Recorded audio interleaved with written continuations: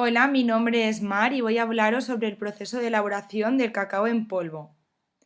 En primer lugar, el cacao en polvo es la parte del cacao desprovista de su manteca. El cacao en polvo se elabora por medio de la reducción de la manteca mediante el uso de prensas hidráulicas y disolventes alimentarios especiales, que suelen ser álcalis, hasta lograr una textura pulverulenta. Por situaros en el contexto histórico, el proceso para la elaboración del chocolate sólido comenzó en los albores del siglo XX. En el diagrama de flujo del cacao en polvo vemos que la primera etapa es el recibo e inspección de las habas de cacao, donde se revisa que el cacao esté seco entero y se recibe.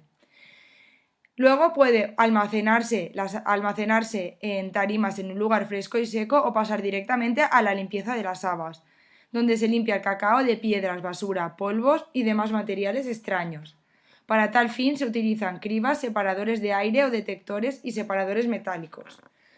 En cuarto lugar, encontramos la torrefacción. Esta etapa es muy importante. El tostado se da entre 100 y 160 grados y es tan importante que los granos demasiado tostados se desechan.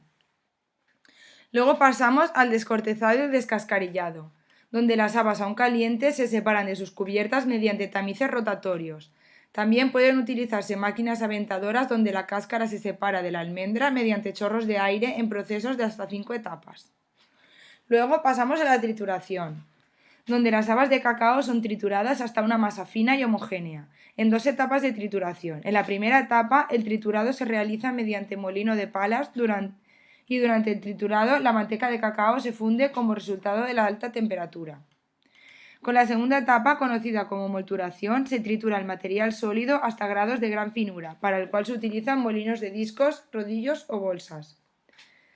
Luego ya pasamos al acondicionamiento, donde se busca un disminuimiento de la temperatura. Por penúltimo ya pasamos al tamizado para igualar el tamaño de partícula y luego ya el empaquetado del cacao en polvo.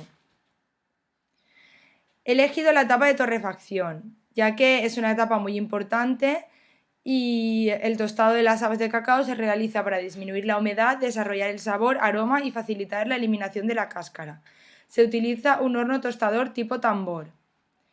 En esta etapa vemos que las entradas son las habas de cacao y el calor y las salidas es la humedad y las habas de cacao torrefactas. En la identificación de 3 problemas potenciales, en primer lugar, he elegido la mala torrefacción, que no se desarrollen satisfactoriamente las características sensoriales como aroma y sabor y que se desprenda con dificultad la cáscara de las habas tras la torrefacción. Como problema he elegido la mala torrefacción y como causas en la maquinaria la temperatura inadecuada, equipo obsoleto o falta de mantenimiento. En la mano de obra, falta de experiencia o gente sin cualificación. En el método, proceso de control caducos. En el mantenimiento, controles externos de temperatura deficientes y vigilancia insuficiente. En el medio ambiente, humedad o aire. Y en los materiales, mala calidad o materiales inadecuados. En la selección de un indicador, el indicador que he elegido ha sido que la eliminación de la cáscara en las habas se desarrollara con dificultad.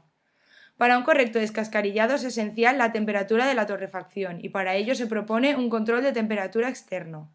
Es necesario verificar que el registro de temperatura que marca el horno es el correcto y para ello introduciremos un termómetro dentro del horno durante todo el proceso de torrefacción y posteriormente comprobaremos si se ha alcanzado la temperatura que habíamos programado para esta etapa. En el plan de monitorización, ¿por qué hacemos esto? Porque si hay una dificultad en el descascarillado, la causa puede ser que no se haya alcanzado la temperatura suficiente. ¿Cómo? Introduciremos un termómetro en el horno. ¿Cuándo? Durante todo el proceso.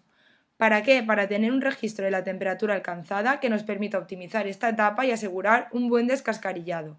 ¿Dónde? En el horno durante la torrefacción. Y hasta aquí esta presentación. Muchas gracias.